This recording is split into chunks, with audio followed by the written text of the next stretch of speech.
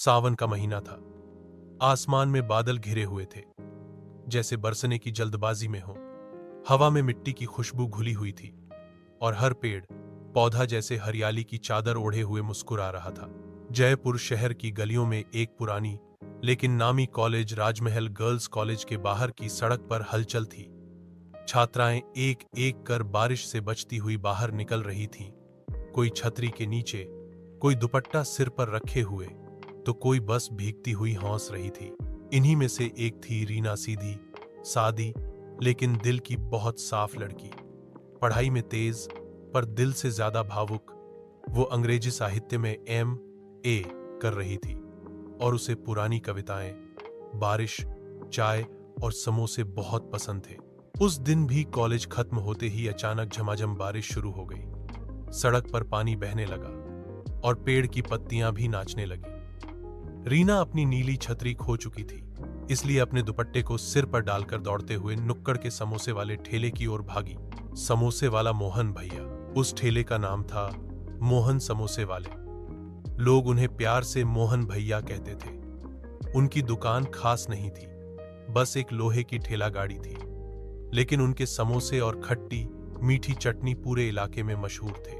हर समोसे में भरपूर आलू, मसालों की तीखापन और ऊपर से धनिये की चटनी और इमली की चाशनी, जैसे हर समोसे में मोहब्बत लपेटी हो। मोहन भैया ने रीना को देखा तो मुस्कुराते हुए बोले, लो बिटिया, आज तो तुम्हारा मौसम आ गया। 2 समोसे पैक कर दूं या यहीं खाओगी? रीना हंसी। पानी से भीगी जुल्फें उसके चेहरे से चिपक रही थी। भैया, आज तो गर्मा गर्म चाहिए। प्लेट में देना, एक्स्ट्रा चटनी डाल देना। बारिश, समोसे और एक अजनबी। रीना जैसे ही एक कोने में खड़ी होकर समोसा खाने लगी, तभी बाइक पर एक लड़का आया। उसने ब्लैक जैकेट पहन रखी थी, बाल गीले थे और चेहरा थोड़ा जाना पहचाना लग रहा था। उसने भी एक समोसे की प्लेट ली और रीना के पास आकर खड़ा हो गया। हाय, मैं अर्जुन हूं, तुम्हारे कॉलेज के सामने वाले आर्ट कॉलेज में हूं। तुम शायद रीना हो। रीना चौंकी पर शालीनता से मुस्कुराई। हाँ, और हाँ, आपने सही पहचाना। कुछ पलों की चुप्पी के बाद अर्जुन बोला, ये मोहन भैया के समोसे खाए बिना तो बारिश अधूरी लगती है ना? रीना हौसती। सच कहें तो जब भी बारिश होती है, मेरे कदम खुद ब खुद यहीं आ जाते हैं। अर्जुन ने भी एक कौर लिया और दोनों थोड़ी ही देर में बारिश, समोसे और पुराने गानों की बातें करने लगे। वो पहली मुलाकात नहीं थी। उसके बाद रीना और अर्जुन की मुलाकातें बढ़ने लगी।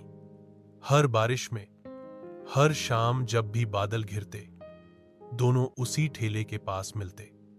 समोसे खाते, बातें करते, हंसते, जैसे उस ठेले के चारों ओर एक छोटा सा अपनी दुनिया बन गई हो, बारिश की बूंदों में भीगी हुई, समोसे की खुशबू से सजी हुई। एक दिन अर्जुन ने चुपचाप एक छोटी सी डायरी रीना को दी।